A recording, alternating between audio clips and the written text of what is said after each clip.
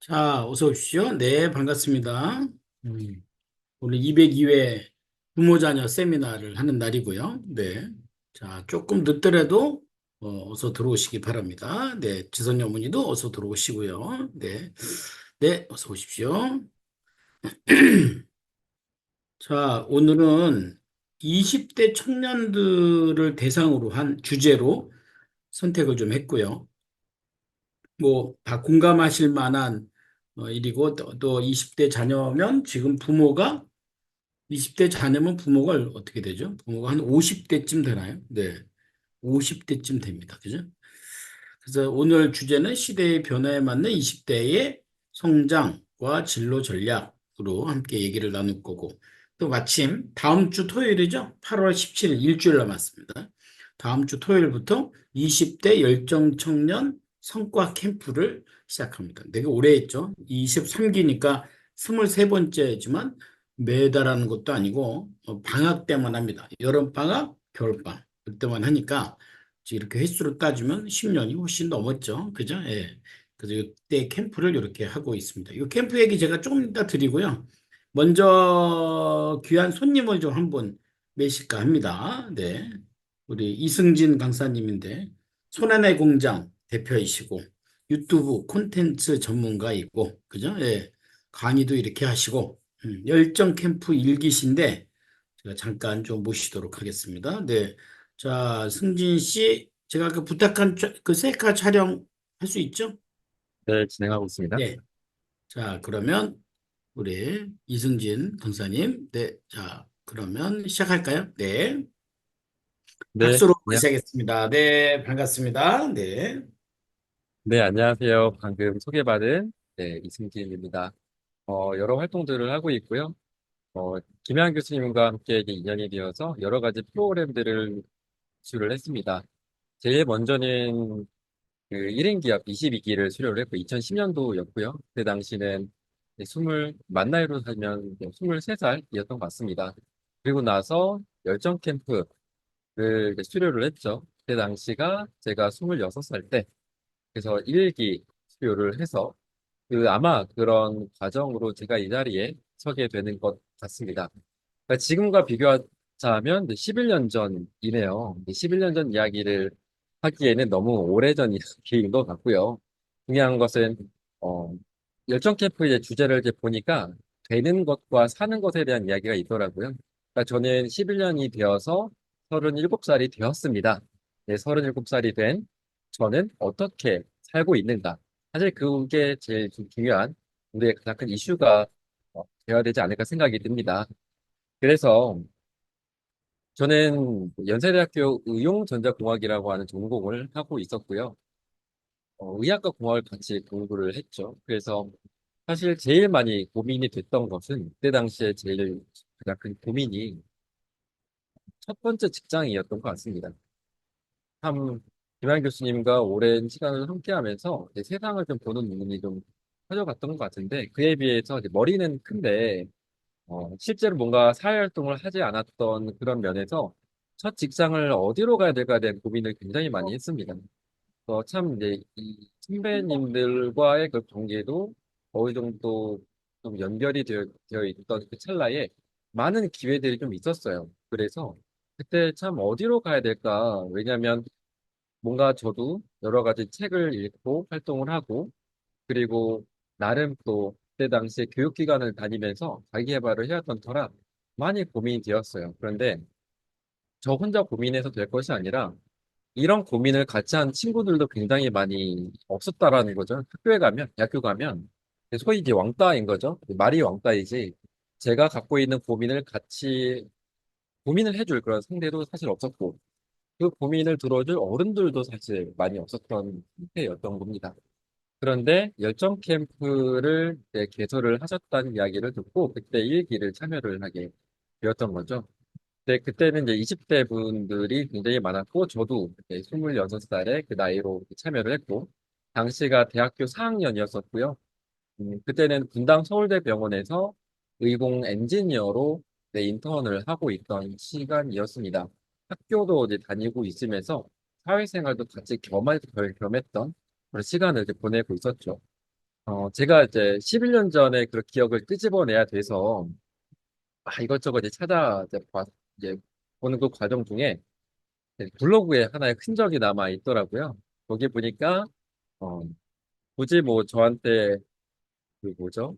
공유를 안 하셔도 됐었는데, 공유의 기능을 주셨기 때문에 제가 화면 하나를 한번 공유를 해보겠습니다. 아마 화면이 지금 보이실 텐데요. 그때 당시에 작성했던 이제 마인드맵이었습니다.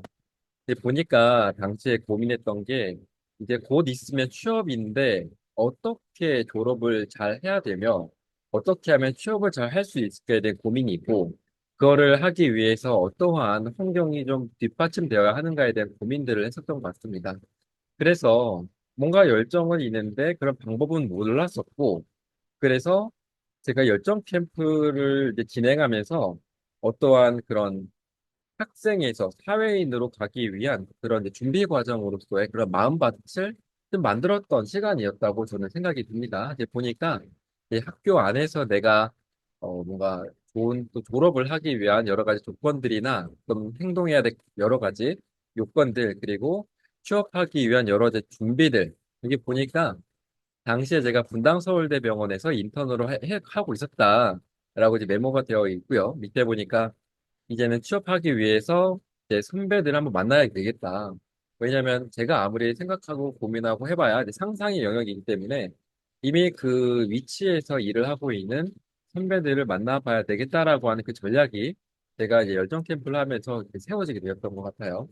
그래서 이때 열정 캠프 이후에 학교 선배들에게 연락을 해 가면서 인터뷰를 하러 다녔습니다. 우리가 열정 캠프의 정말 멋진 그 프로그램 중에 하나가 그 인터뷰가 있어요. 인터뷰가 진짜 실제로 인터뷰입니다. 내가 인터뷰를 받는 입장이 아니라 뭔가 선배 열정 캠프를 그동안에 11년이란 시간이 지났잖아요. 그래서 그 안에서 얼마나 또 많은 열정 캠프 필요했던 선배들이 있을 거 아니에요. 이제 그분들에게 뭔가 또 찾아가서 또는 줌으로 이렇게 해서 그분에게 그 삶에 대한 이야기 또는 그때 당시는 어떤 고민을 했었는지에 대한 그 질문들을 하면서 궁금했던 것들을 질문을 하게 되는 거죠. 근데 그런 과정들을 이제 경험을 하다가 그렇게 해서 저는 그 의정부 성모병원에도 입사를 하게 되었습니다.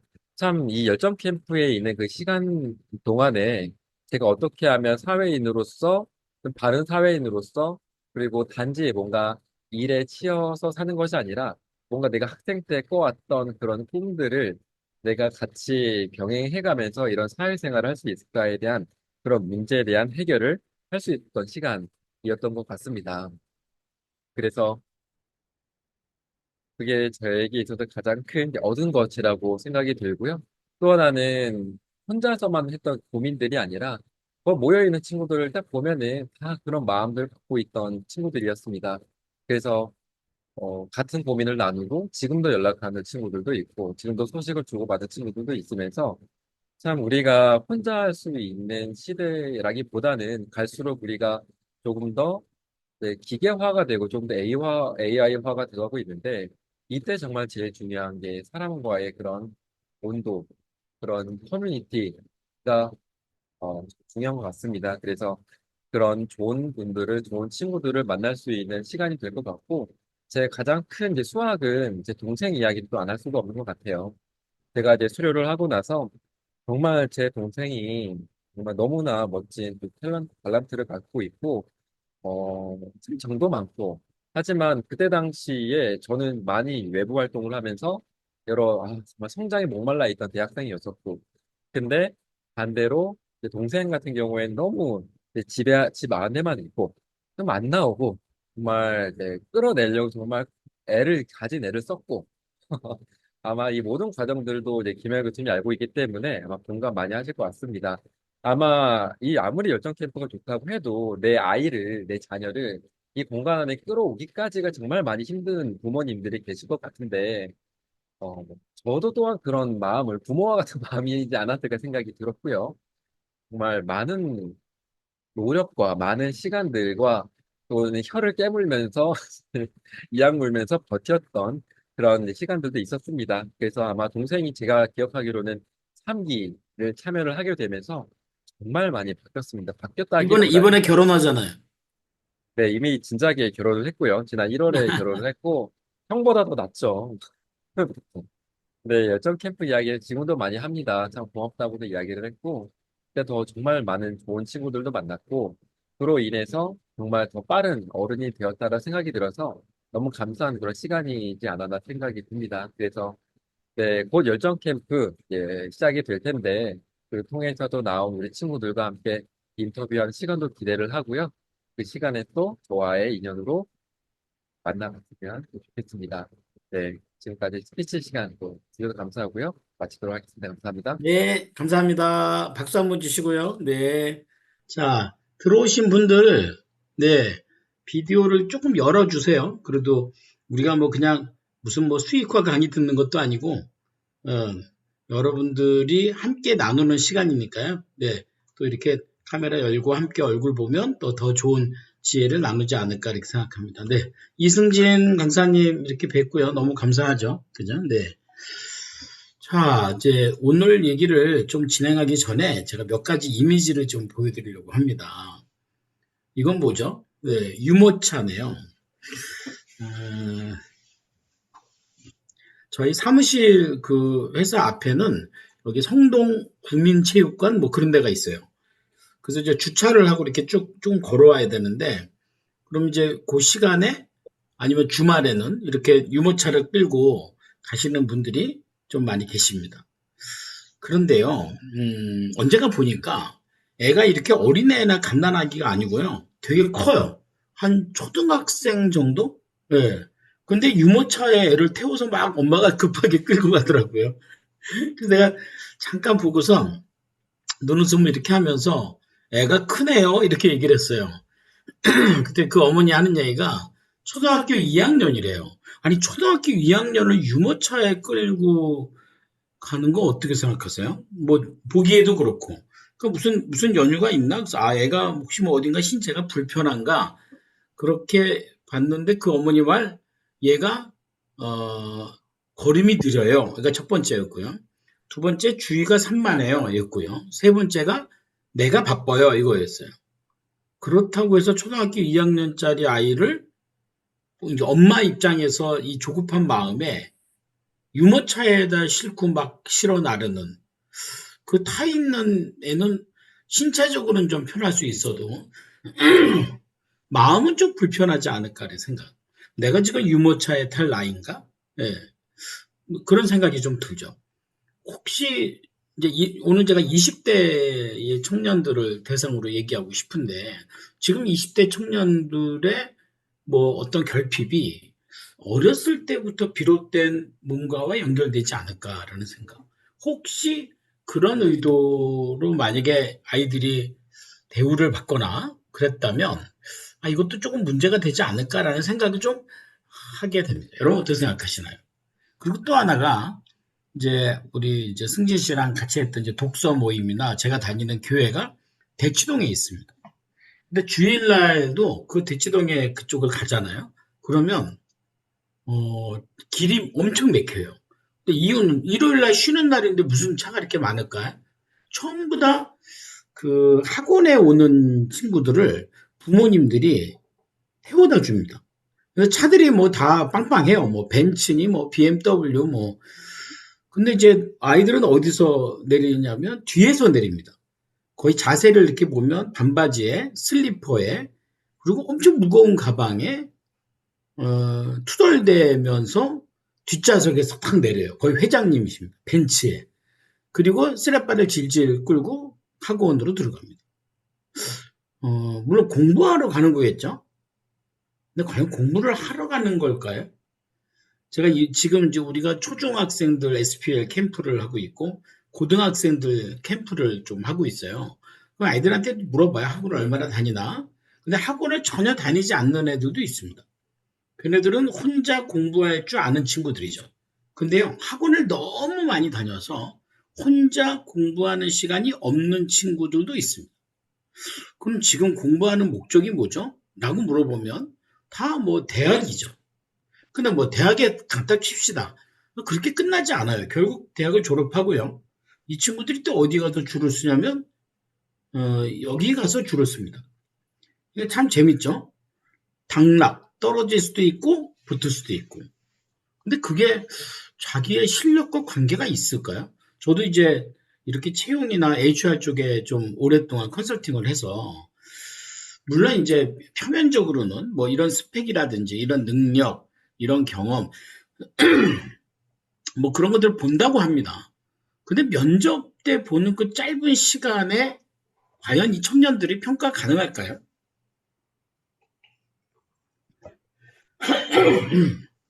그죠? 어려운 문제겠죠. 그죠? 그리고 또 붙으면 와 뭐가 풀린 것 같고 떨어지면 또 뭐 인생 다 무너지는 것 같고 또 그렇게 또 들어가서 몇 년이나 근무할까요?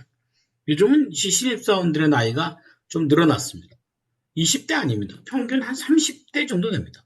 30대 정도로 입사해서 50까지 할 수 있을까?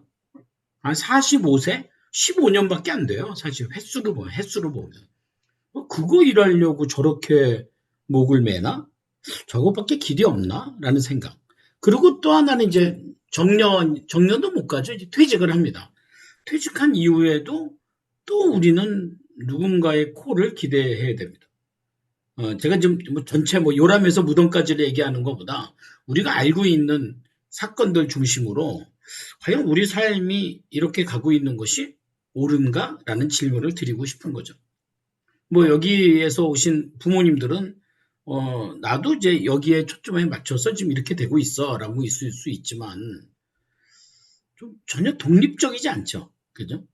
그러니까 청년들 입장에서는 기회가 많다고 하는데 과연 그 기회가 채용의 기회만 있는 걸까? 취업의 기회만 있는 걸까? 제가 꼭 그렇다고 해서 취업하지 말고 사업하라 뭐 이런 얘기들은 아닙니다.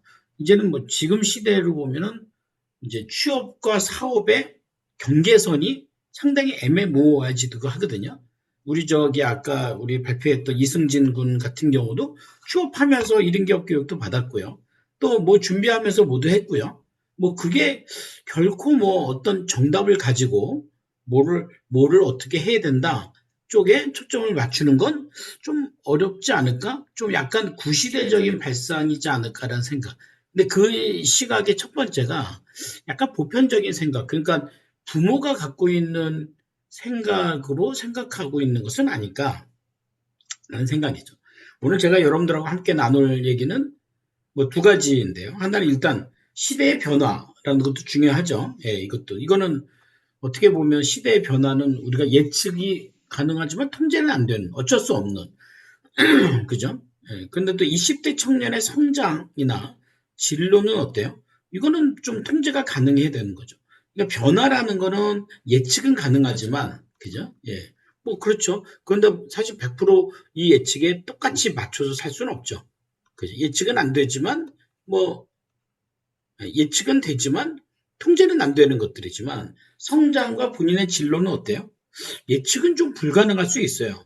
뭐 지금 내가 이런 걸 하고 싶어. 라는 뭐 꿈을 꿀 수도 있지만 그 시대 때 갔을 때 그 직업이 없어질 수도 있거든요. 그죠? 그 예측은 안 되는 것 같아요. 그런데 내가 성장과 진로에 대해서는 내가 좀 계획 세우고 있고 통제가 가능해야 되지 않을까라는 거죠. 그러니까 여기에 초점을 맞추려면 어디에 우리가 가야 되느냐 하는 거죠. 지금 만약에 뭐 20대일 수도 있고요. 저는 이제 좀 그 고등부 캠프는 중학생부터 좀 받고요. 청년 캠프는 고등학생부터 받습니다. 그러니까 이렇게 계단으로 가보면 초딩 때도 있고 중등 때도 있지만 쭉 올라가서 30대, 40대 언제가 더 중요하냐? 그러면 사람들은 초등학생 자녀를 두신 분들은 100% 초딩 때 중요하다고 얘기합니다. 중학생은 중등 때 중요하다고 생각합니다. 근데 우리가 인생을 살아봤죠? 언제가 중요하냐면 가면 갈수록 중요해집니다. 30대도 중요하고요. 40대도 중요하다는 거죠. 근데 관건은 요 20대, 요 20대는 굉장히 중간자고요. 굉장히 리스크도 많고 불안정한 때거든요. 근데 그때 우리가 너무 정답을 구하는 건 아닐까 이거죠. 어떤 직업을 구한다든지 진로를 구한다든지 했을 때 이미 존재하는 정형화된 정답을 정해놓고 삶을 산다. 그 했을 때 이 리스크는 어때요? 불확실한 면들이 점점 늘어나거든요.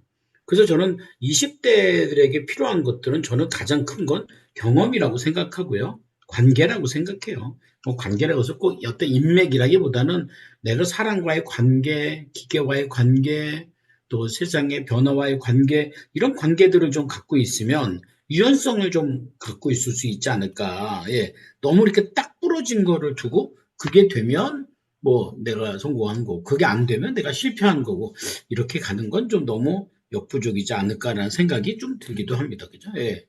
그래서 여러분들의 자녀들은 어떻습니까? 여러분들의 자녀들은 이 지금 갖고 있는 성장에는 사실 뭐가 따르죠? 예, 성장통이라는 게 따릅니다. 예.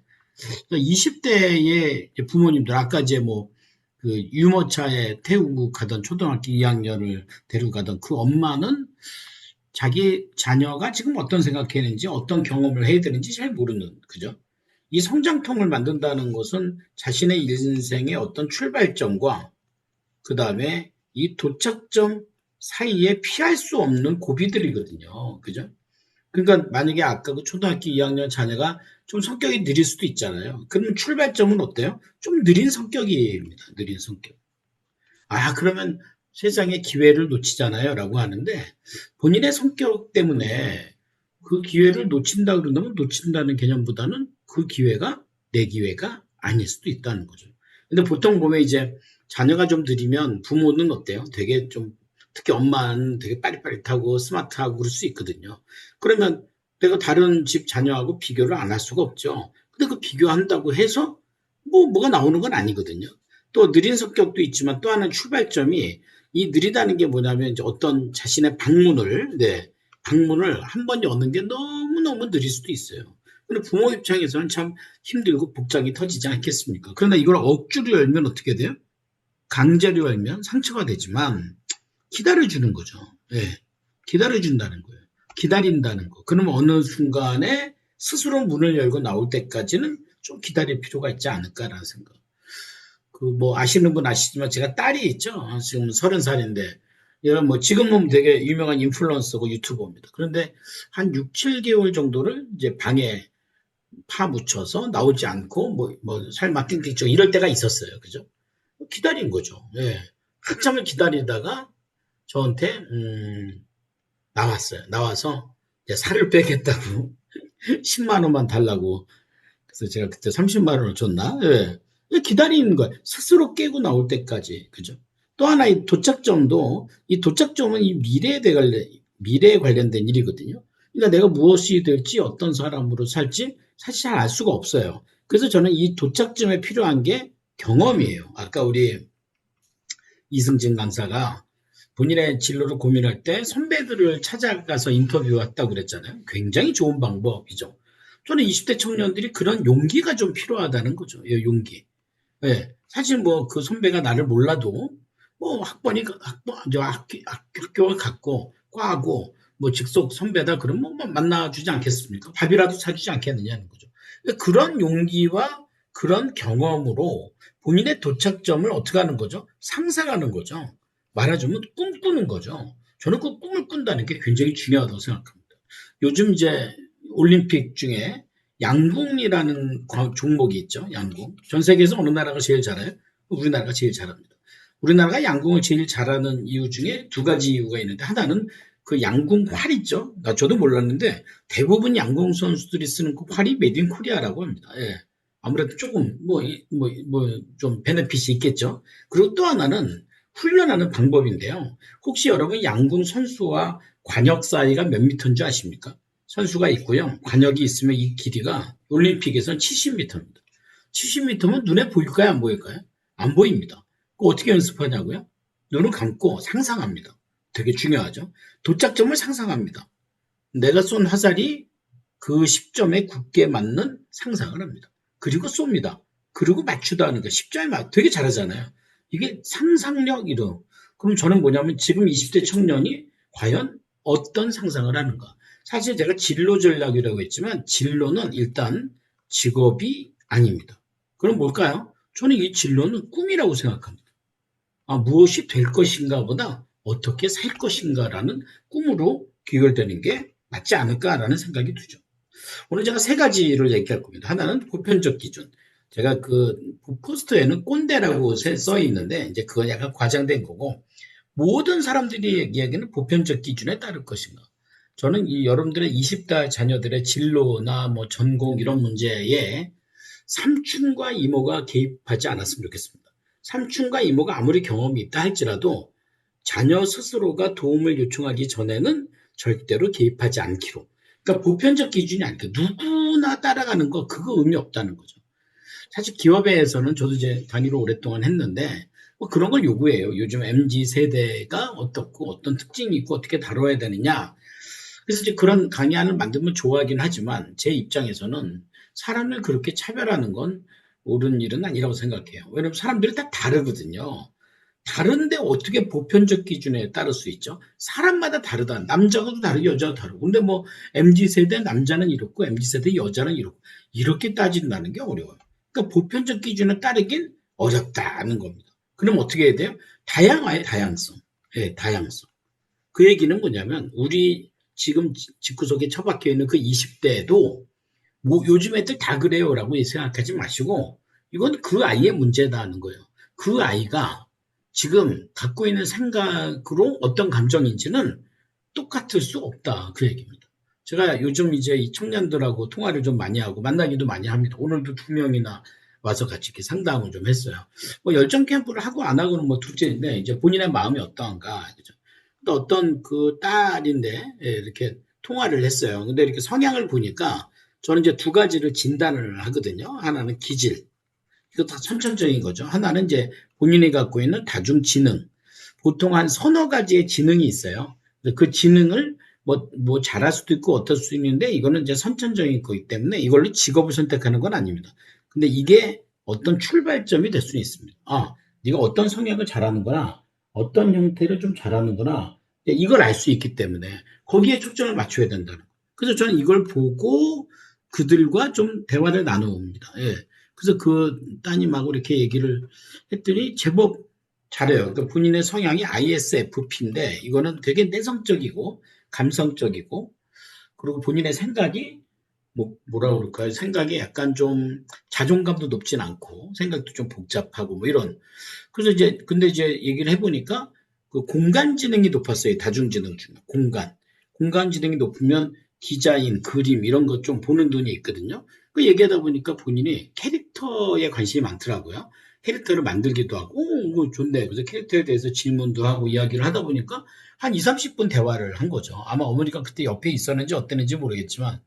근데 이제 이렇게 얘기를 하다가 제가 툭 던진 질문이 뭐냐면, 요즘 마음이 어떤가? 라는 물음을 했어요. 그랬더니 아무래도 이 ISFP는 좀 생각이 많고 좀 빠릿빠릿하진 않거든요. 근데 좀 기다려줬어요. 그때 한 2, 3분 정도 전화가 끊어졌나? 라는 생각을 할 때쯤에, 마음이 어떤가? 라는 질문에 매우 답답하다. 이런 얘기를 합니다. 그러니까 얘가 지금 어떤 생각을 하고 있느냐보다 더 중요한 건 답답하다는 감정적인 표현이 핵심이에요. 근데 뭐가 답답한가를 물어보지 않아도, 아, 그래. 많이 답답하구나. 이걸 알아주는 게 중요하죠. 왜냐면 모두가 답답한 거 아니잖아요. 얘만 답답한 것도 아니잖아요. 보편적 기준이란 틀을 깨야 된다는 거예요. 모든 애들이 답답하지 않아도 너는 답답할 수 있다는 거죠. 두 번째는 되는 건 뭐죠? 뭐 직업적으로 어떤 기준으로 내가 뭐 어떤 직업이 된다든지 뭐 어떤 취업이 된다든지 된다는 게 있어요. 된다는 거. 투비죠, 투비. 예. 근데 이거보다 더 중요한 게 어떻게 살 것인가. 살 것인가라는 것은 삶의 방식, 라이프 웨이, 라이프 패턴, 내가 어떤 삶을 누리고 싶다. 내가 누구한테 어떠한 뭐 가치를 갖고 싶다. 이런 생각을 좀 가져야 되지 않겠습니까? 그러기 위해서 나는 좀 20대 때는 좀 수많은 멘토들을 좀 만나 다니고 새로운 사람들을 만나 다니고 이런 것들이 좀 필요하지 않을까. 저는 사실 김영환이라는 사람은 20대 때 참 한 오지랖 했어요. 오지랖. 학교 다니면서 뭐 신문에 그때는 신문이죠. 신문에 무슨 강연에 세미나 이런 게 있으면 진짜 수업을 째서라도 갔던 기억이 있어요. 제가 기억나는 건 지금 그 박현주 회장이라고 있죠. 미래에셋에. 예. 박현주 회장이라는 분이 그 당시에는 미래에셋이라는 회사가 없었죠. 그 당시에는 미래에셋이라는 회사가 없었고 뭐만 있었냐면 그 당시 이분이 동양종금 뭐 일하는데 본부장이었는데 강의를 꽤 잘했던 분이에요. 근데 이분이 어디서 이제 강의를 한다고 그래서 제가 이제 근데 그 참가비가 너무 비싼 거예요. 그래서 제가 이제 돈이 없으니까 거기 전화를 해서 공중전화로 학생인데 가서 한번 좀 듣고 싶다. 좀 뭐라도 할 테니까 듣게 해달라. 그랬더니 한 3시간 전에 오라고 하더라고요. 양복 입고. 그래서 검정색 양복을 입고 빨간색 넥타이를 메고 그때 제가 좀 이렇게 더 뚱뚱했을 때예요. 그래서 이제 현장에 갔어요. 갔더니 저한테 뭐 전단 주고 이렇게 뭐 띠 두르고 뭐 안내도 하고 뭐 이렇게 알바 같은 알바를 시키고 강의가 시작됐더니 들어가서 강의를 들으라고 제가 어디 앉았겠어요? 맨 앞자리에 앉았어요. 이유는요? 맨 앞자리만 비워요. 맨 앞자리는 지금이나 그때나 늘 비우죠. 그래서 맨 앞에 앉아서 노트북, 그야말로 공책을 꺼내서 강의를 들었습니다. 그리고 박현주, 그때는 이제 본부장이었죠. 강의를 이렇게 하시고, 강의가 끝나고 나면 저는 맨 앞자리이기 때문에 저는 앞에 나가서 인사를 드렸어요. 근데 저는 그때 학교를 다니는 학생이었지만 명함이 있었어요. 그래서 그 명함을 들고 가서 인사를 했어요. 안녕하십니까? 네. 이게 명함을 주면 이건 뭐 글로벌 에티켓 아닙니까? 자기도 명함을 주는 거죠. 근데 제가 학생인 줄 알고 깜짝 놀라더라고요. 교수인 줄 알았나 봐요. 그리고 학생이네. 그래서 네. 그래서 제가 그분에게 병을 받으면서 인터뷰로 뵙고 싶습니다. 시간 내주십시오라고 했어요. 근데 그 제 기억에 그분이 나를 한 30초 정도는 이렇게 쳐다보더라고요. 근데 싫으면 말고 뭐 이런 아님 말고 이렇게 했더니 제 명함을 자기 비서 같은 직원한테 주면서 약속을 잡으라고 그랬어요. 근데 제 명함에는 우리 집 전화번호가 나와 있죠. 일반 전화번호. 그때는 핸드폰 이런 게 없었으니까. 그래서 이제 저 집에 있는데 한 1, 2주, 한 2주 뒤에 전화가 왔던 것 같아요. 예. 내일 아침 6시 반까지 종로구청 뒤에 청진동 해장국집으로 아침 6시 반까지 올 거야. 뭐 이렇게 온 거예요. 희한하죠. 그래서 아침 6시 반에 갔어요. 쭈레쭈레 양복 입고 또 그분을 만나러. 그래서 해장국집에서 아침밥을 먹는 30분 정도를 같이 만났던 것 같아요. 저는 몇 가지 질문을 드렸고요. 그분은 대답을 했고, 솔직히 전 어떤 대답했는지 어떤 질문을 했는지 기억도 안 나요. 근데 그냥 그 분위기만, 그냥 허겁지겁 갔고, 더웠고, 양복 입었고, 근데 그때 놀랐던 거는 사실 그 사람과 함께 해장국을 먹는 게 중요한 게 아니라, 6시 반에 그 청진동 해장국집에요. 빈자리가 없을 정도였어요. 이분이 이제 아침에 운동을 끝나고 와서 밥 먹고 이제 출근을 하던 차였죠. 저는 그때 좀 충격 아닌 충격을 받았죠. 6시 반에 이렇게 많은 사람들이 이런 깜짝 놀래 있는 거죠. 아, 이건 아침에 일어나는 게 이렇게 중요하구나. 그리고 이분과 대화를 나누면 내가 금융에 대해서 너무너무 몰랐다는 생각. 그래서 이제 당장 교보문고 광화문에 가서 책을 샀던 그런 기억이 있어요. 그러니까 제가 그때 본 것은 뭐 내가 그 사람에게 뭘 요청하기 위해서가 아니라 이렇게 살아야 되는구나. 어떻게 살아요? 아침에 이렇게 부지런하게 운동도 하고 시장국집에 가서 먹고 출근하고 이렇게 일찍 출근하고 이건 사는 방법이죠. 저 이거 얘기하는 거예요. 되는 게 중요하지 않다는 거예요. 제가 아침마다 7시에 독서 모임을 합니다.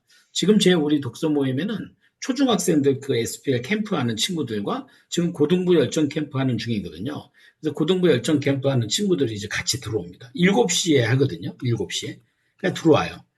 들어오면서 이제 이런저런 이제 책에 대한 얘기도 하고 이렇게 얘기도 나누고 함께 몰입해서 독서도 하고 근데 어떤 친구가 얘기했더니 그 친구는 자기 목표가 전교 1등이라고. 지금은 어떠냐? 지금은 그렇지 않다. 얘기하더라고요. 제가 물어봤어요. 전국에 있는, 걔가 중학교 3학년인데요.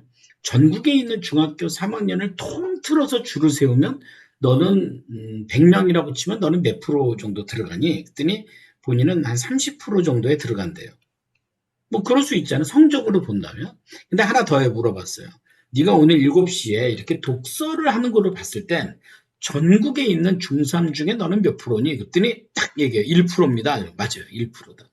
그럼 너는 뭐가 될 것인가? 1등이 될 것인가? 보다 1%로 살 것인가가 더 중요하다는 거예요. 저는 사실 학생들에게 강조하는 게 이런 형태의 생각법. 그리고 20대들이 해야 될 게 바로 이 디지털에 대한 인생의 기회예요. 온라인, 그죠? 온라인. 또 SNS.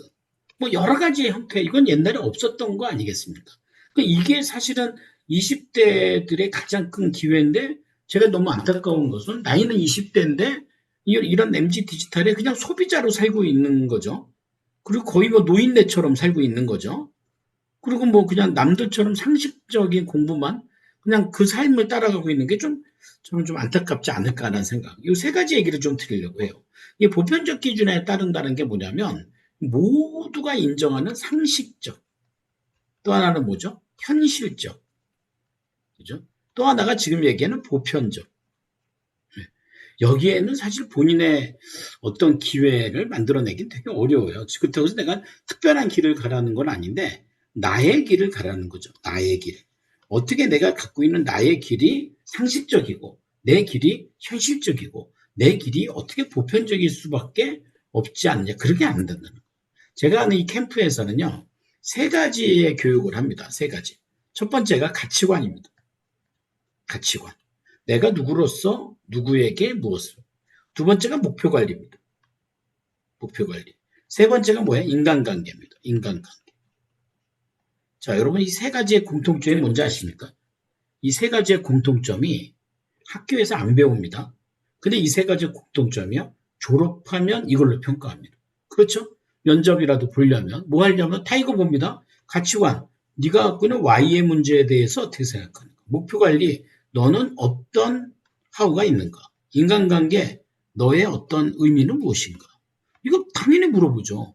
그러니까 저는 이 캠프를 지금 옛날에는 정말 빡세게 3일 동안 오프라인으로 했어요. 근데 지금은 이제 2주 동안에 하되 온오프라인으로 하거든요. 그래서 온라인 강의를 좀 듣고 그 다음에 오프라인에서 또 이제 경험을 하고 하는 일을 합니다. 여기 보면 가치관, 목표관리, 인간관계. 여기 강사님들 보면요. 아주 다 빵빵하신 분들입니다. 예.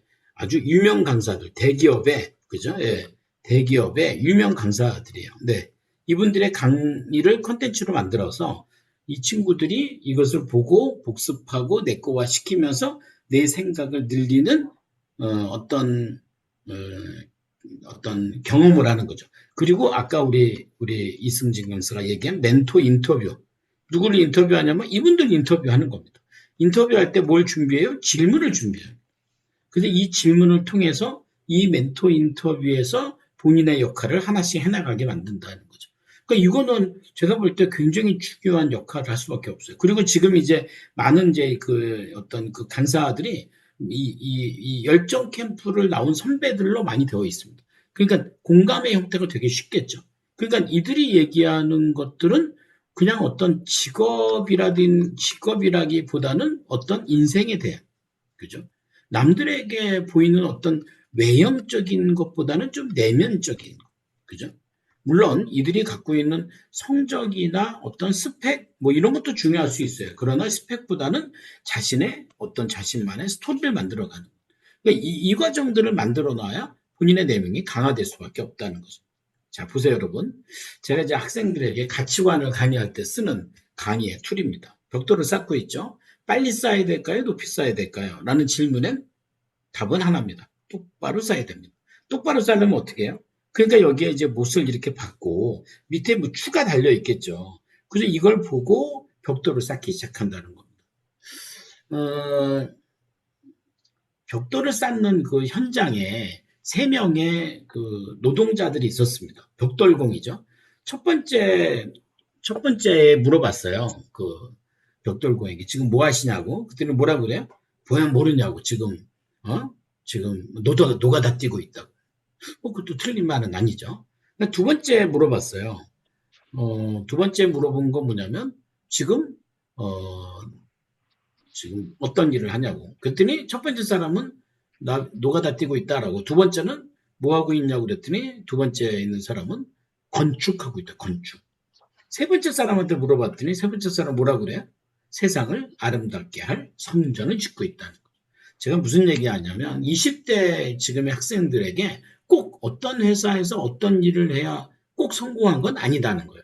근데 그게 부모의 바람일 수는 있죠. 맞아요. 근데 부모의 바람을 뭐 어떻게 하겠습니까? 근데 그것으로 강요해서도 안 되고 그걸로 본인의 인생이 끝났다고 봐서도 안 되는 거죠. 제가 지금 얘기한 이 벽돌공의 이야기, 이 세 명이 다른 게 뭐죠? 세 명이 다른 건 바로 이 존재 가치입니다. 내가 무엇으로서 존재하고 있는가? 이게 다르다는 거죠. 두 번째는요. 두 번째는요. 이 과정에서 내게 중요한 건 무엇인가? 그러니까 존재 가치가 달라져야 내게 중요한 게 달라질 수 있습니다. 뭐 1등급 받는 거, 토익 점수 올리는 거 뭐 다 좋죠. 이 본질은 점수가 아니고요. 노력입니다. 그럼 노력의 핵심 가치는 뭐냐? 자기에게 중요한 원칙입니다. 그걸 지켰느냐 안 지켰느냐 이거죠. 그리고 여기서 통해서 본인의 미래 가치가 나온다는 겁니다.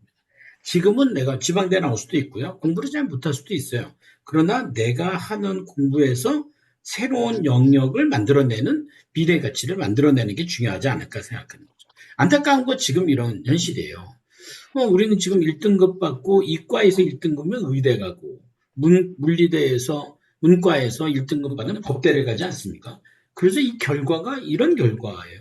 왜냐하면 존재가치, 명확한 목적의식 없이 남들이 볼 때 좀 멋있어 보이는 직업, 남들이 볼 때 화려해 보이는 직업에 줄을 서서는 이 문제가 해결되기는 어렵다는 거죠. 사실 지금 법대도 마찬가지죠. 예. 물론 뭐 판사나 검사 좋은 직업입니다. 근데 뭐 다들 보니까 웬만하면 다 정치하려고 하고 또 한 가지 좀 불합리한 것은 우리나라 같은 경우에 이제 뭐 검사나 판사가 옷을 벗으면 변호사를 한다는 게 이게 좀 안 맞는가. 그래서 우리나라의 형량이 보면 대단히 낮아요. 왜 그럴까? 라고 보면 그 이해관계일 수도 있거든요. 이런 것들이 아까 얘기한 본인이 갖고 있는 업의 본질적인 존재 가치를 모르면 어떻게 의사가 병원을 떠날 수 있죠? 아무리 본인의 이해관계가 있다 할지라도 우리가 그렇게 생각하기는 되게 어려울 수밖에 없지 않습니까? 아무리 그래도 그렇지. 그죠? 근데 이걸 현실이라고 받아들이면 뭐 이것도 우리가 어떻게 생각하면 할 말이 없는 셈이에요. 그럼 모두가 이렇게 되는 게 당연하냐? 그렇진 않다는 거죠. 절대로 그렇지 않다는 거죠. 소방관의 숫자가 적어서 소방관을 늘린다고 그러면 소방관들이 소방서를 떠날까요? 경찰관들이 부족하다. 그래서 경찰관을 늘린다 그러면 경찰관들이 파출소를 떠날까요? 그건 아니겠죠. 이게 본질적인 것들이에요. 그러니까 이게 뭐냐면 내가 진짜로 히포크라테스 정신을 이어받은 의사가 되겠다는 생각보다는 부모님의 꿈이지 않았었을까요? 결혼 잘하기 위해서 돈 많이 벌기 위해서. 이런 이해관계가 이속됐을 때, 뭐 제가 볼 땐 대한민국 특히 이 사회가 어려워질 수밖에 없다 하는 거죠. 두 번째는 이 될 것이냐 아니면 살 것이냐. 실제로 될 것이라는 것은 결과입니다. 그죠? 살 것인가는 과정입니다. 이건 되게 단기적입니다.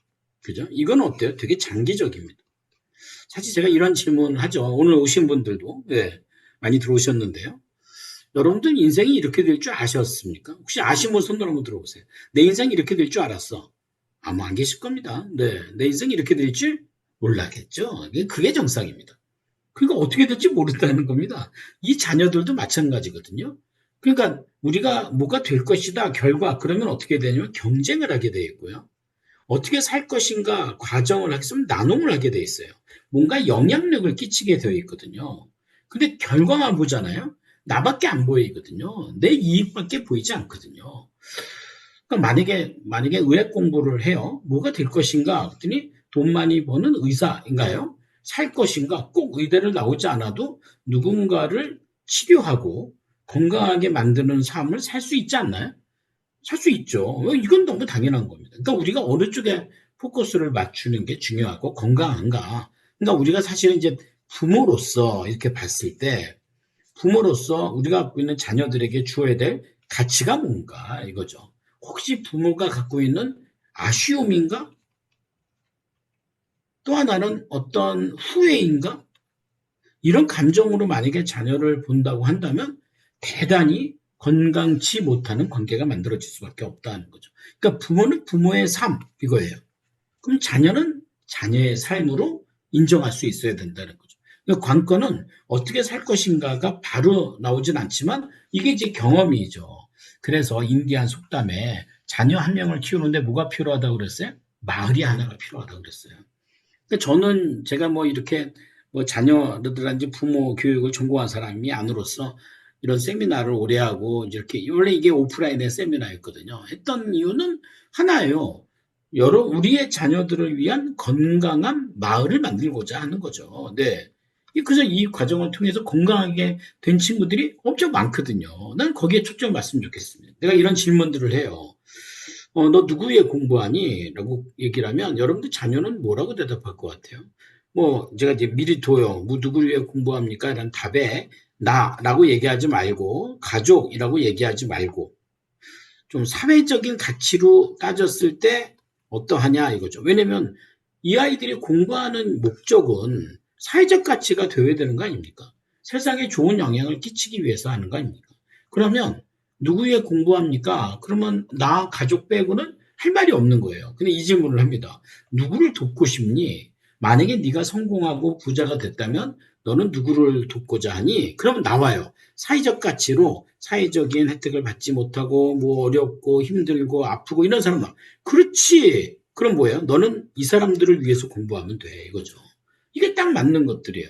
그래서 그들에게 맞는 소명 의식과 비전을 만들어 주는 거죠. 거기에 너한테 가장 중요한 건 뭐니? 이게 핵심 가치, 핵심 가치. 핵심 가치. 그러니까 이게 이제 제가 아까 얘기한 그런 어떤 진단을 하면 나오거든요. 얘가 어떤 가치가 있는가. 사실은 저는 성실했으면 좋겠어요. 근데 옆에서 부모님 뭐라 그래요? 야, 그 성실이 밥 먹여주냐, 눈치가 없다, 속도가 느리다, 이렇게 얘기하면 안 되고, 성실한 것에 대해서 부모가 어떻게 해야 돼? 인정하면 되죠.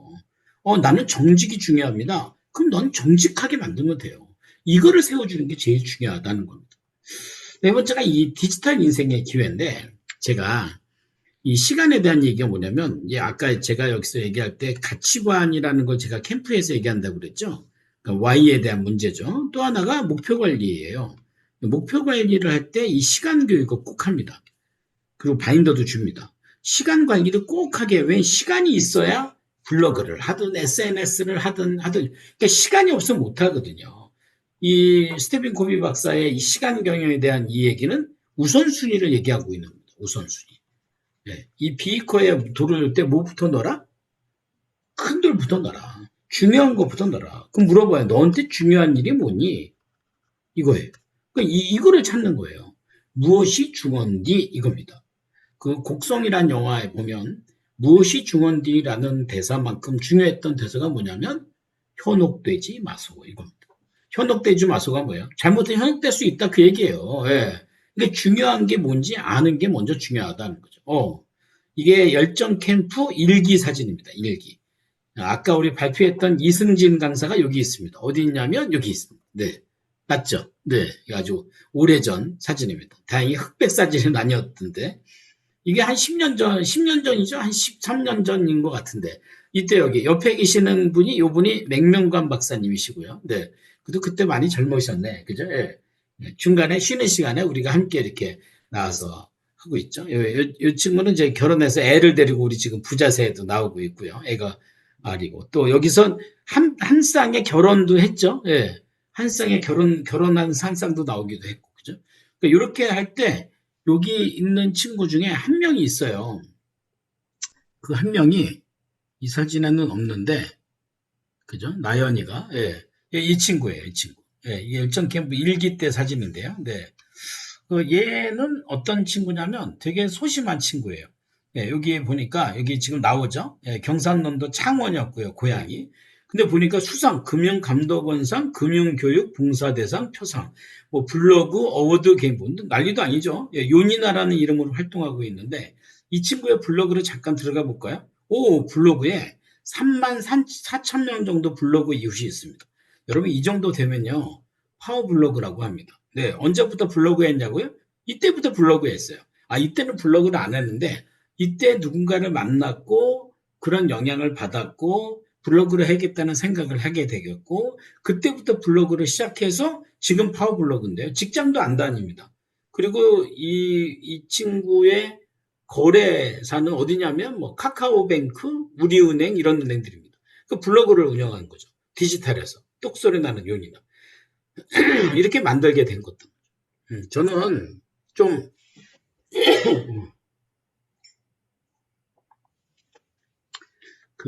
이걸 보시면 지금, 호두과자죠. 네. 호두과자 박스에 패킹이 되어 있는데, 어때요?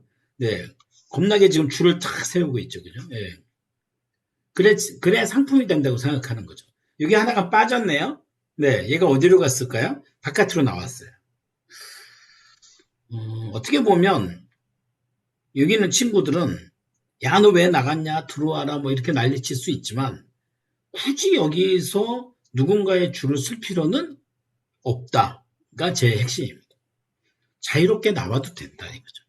부모님 입장에서는요. 얘가 여기 있기를 바랄 수도 있어요. 굳이 그럴 필요 없어. 나온다면.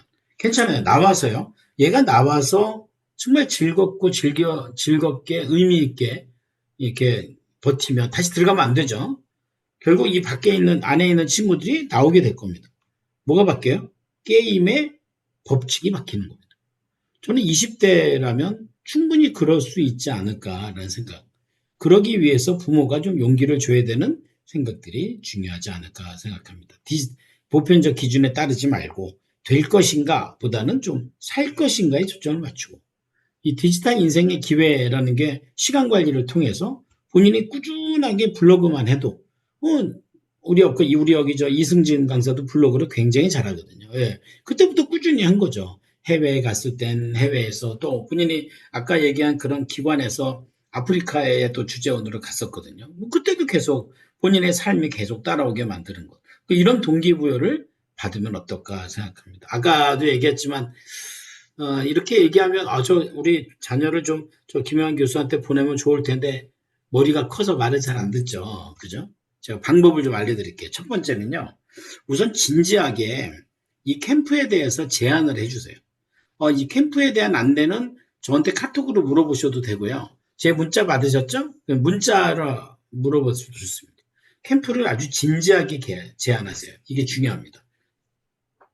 애들은 보통 부모가 얘기하는 것에 대해서 싫어, 몰라, 짜증나 이렇게 얘기할 수 있습니다. 인정하세요. 지금까지 그런 일이 있었다는 거죠. 그죠? 네. 두 번째는요. 네. 두 번째는 이거 학습보단 경험이 좀 필요한데 진단을 좀 실시하게 하세요. 저한테 물어보세요. 진단지 달라고 하면 제가 그 비용 안 받고 진단지를 드리도록 하겠습니다. 그러면 기질이나 다중지능에 대해서 본인도 궁금해합니다. 아이들의 특징은 20대 되면 많이 보편화가 됐거든요. 그래서 이번에 이제 어떤 친구가 고등부 캠프에 왔는데 너무 특출나고 너무 잘해요. 제가 진짜 내심으로는 야, 너 학교 안 다녔으면 좋겠다고 생각할 정도로. 왜요? 얘가 그 학교를 다니면 학교 생활에 얽매이다 보면 보편화가 될 수 있기 때문에. 그래서 좀 본인의 강점, 저는 이 기질과 다중지능은 말하자면 본인에게 보석이라고 생각하거든요. 보석을 찾을 수 있도록. 그리고 세 번째, 김영환 교수가 통화나 미팅을 할 수 있도록. 제가 약속도 잡아드리고요. 그 다음에 통화할 수 있도록 할게요. 통화해서 무슨 얘기, 다른 캠프 얘기 안 하고요. 네가 갖고 있는 기질은 이런 기질이고, 네가 갖고 있는 다중지능의 이런 것들은 이런 지능이야. 너는 이런 걸 잘하는 것 같아. 라고 얘기해주고 칭찬해 주려고 해요. 괜찮아요. 그리고 네 번째는 이 캠프에 와서 이 친구들이 해야 될 게 뭐냐면 관점, 경험, 비전의 변화예요. 그러니까 이게 없이 그냥 열심히 남들처럼 글쎄 저는 아니라고 생각해요. 왜냐면 하는 방식이 바뀐 건 그냥 내가 오늘 뭐 하고 싶어요 갑자기 바뀐 게 아니라 기질과 지능에 의해서 판단될 수 있거든요. 그러니까 이건 제가 전문가입니다. 그럼 거기에 맞춘 상담을 통해서 방향을 설정하면 어떨까. 그리고 뭐 캠프를 참여할 수도 있고 뭐 못 참여할 수도 있고 상관없습니다. 근데 이런 프로세스로 가면 어떨까 하는 생각이 듭니다. 그죠? 캠프는 8월 17일 토요일부터 시작하는데요. 온오프라인입니다. 그러니까 8월 17일이 토요일이죠. 예, 그 다음에 8월 31일이 토요일입니다. 이때만 오프라인이에요. 오프. 실제로 오는 겁니다. 어디냐면 서울 수비에서 합니다. 성수동이죠. 예. 그리고 이 가운데는 다 온라인입니다. 온라인에서 콘텐츠 보고 그룹 코칭 받고 인터뷰하고. 그러니까 온라인에서 콘텐츠로 영상 보고 그 다음에 그룹 코칭을 받습니다. 예. 그 다음에 인터뷰하고 다 온라인으로 할 수 있습니다. 예.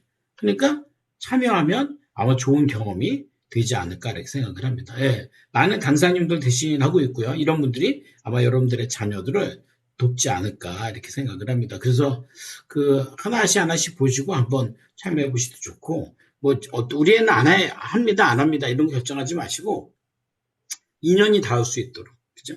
2년이 닿고 그 다음 단계 나아갈 수 있도록 이렇게 인도해 주시면 좋겠다라는 생각이 듭니다. 네. 자, 오늘 저 강의 좀 마무리하는데, 한 번만. 네, 우리 지선이 어머니. 네. 제가 아까 내가 지선 얘기를 지금 했는데, 네. 지선이하고 통화한 다음에 어떤가요, 좀? 네. 그래도 지선이가 조금 저하고 얘기하는 부분이 조금 많아졌, 많아진 것 같아요. 음, 조금, 저도 그래서 되게 좋았어요. 그래요. 자연스럽게 지선이한테, 너가 강점을 많이 갖고 있는데 교수님이 말씀해 준 것처럼 그 음, 가치 좀 잘 찾아보는 게 제일 중요하겠다라는 얘기를 음, 했거든요. 그래요. 저는 지선이가 조금 마음의 문을 열어서 그 캠프에 가서 자신의 강점을 꼭 찾아가지고, 예, 꼭 자기한테 네, 맞는 그런 어떤 목표 찾아가서 좀 행복하게 좀 하나하나씩 이런 경험을 했으면 좋겠다는 생각을 많이 하고 있습니다. 그래요. 그러니까 어머니가 지선이를 관찰하고 칭찬을 해주세요. 네, 네가 교수님과 이렇게 통화한 거 너무 잘했고, 오늘 엄마와 함께 이렇게 쇼핑 와서 함께 얘기하는 것도 너무 잘했고, 엄마한테 툭툭 던지는 한마디가 있죠. 그 네, 한마디를 딱 캐치하셔서 잘했다고 칭찬해 주시고, 네, 네, 네, 지금부터, 네, 네, 하루에 세 가지씩 찾아서 하시면 네, 아이들은 그것에 많이 목말라 있거든요. 네, 그런 것 네. 같아요. 네, 그러니까 내가 아주 큰 거를 잘하지 못하면 잘하는 게 아니야라고 생각할 수 있기 때문에 네, 네, 그런 것을 좀 잘하면 좋겠습니다. 네. 자, 네, 여러분 잘 감사합니다. 오셨고요. 네. 제가 마지막으로 사진 한번 찍을게요. 우리 카메라 한번 잠깐 좀 열어 주시겠어요? 네. 카메라 열어 주실 분들, 네, 감사합니다. 네. 카메라 한번 열어 주시고 우리 사진 한번 찍고 끝낼게요. 네. 우리 하태현 사장님 감사합니다. 네. 잘 지내셨죠? 네. 손주혜 사장님, 네, 감사합니다. 네, 종섭 수아 오빠, 네, 네. 수빈이가 아주 애를 많이 씁니다. 지금 자녀가 우리 고등부 캠프에 들어온 중학생인데, 네, 수빈이가 아주 침착하죠? 네. 근데 수빈이가 아빠를 많이 닮은 거 알아요? 네. 성격도, 외모도, 패턴도 아주 침착하고, 네. 아마 내가 볼 때 그 집에선 그 네 식구 중에, 네, 수빈이가 가장 네, 효자일 것 같아. 네, 잘하셨을 거예요. 제가 사진 한번 찍겠습니다. 자, 카메라 한번 보시고요. 네, 감사합니다. 찍겠습니다. 하나, 둘, 네, 네, 감사합니다. 좋은 주말 되시고요. 그 자녀들 캠프에 관련돼서는 저한테 문자로 보내주시면 제가 진단지 하나 이렇게 보내드릴게요. 한번 자녀들 잘 진단하시고 저하고 통화하시고 다음 주에 제가 화요일이나 수요일 날 조금 시간을 좀 낼 거거든요. 그래서 자녀들 만날 수도 있고요. 만나면 또 부모님하고 또 얘기할 수 없는 또 삼자와의 대화에서 자기를 찾을 때가 많이 있으니까 그런 기회를 많이 주셨으면 좋겠습니다. 감사합니다. 좋은 날 되십시오. 네, 감사합니다. 네.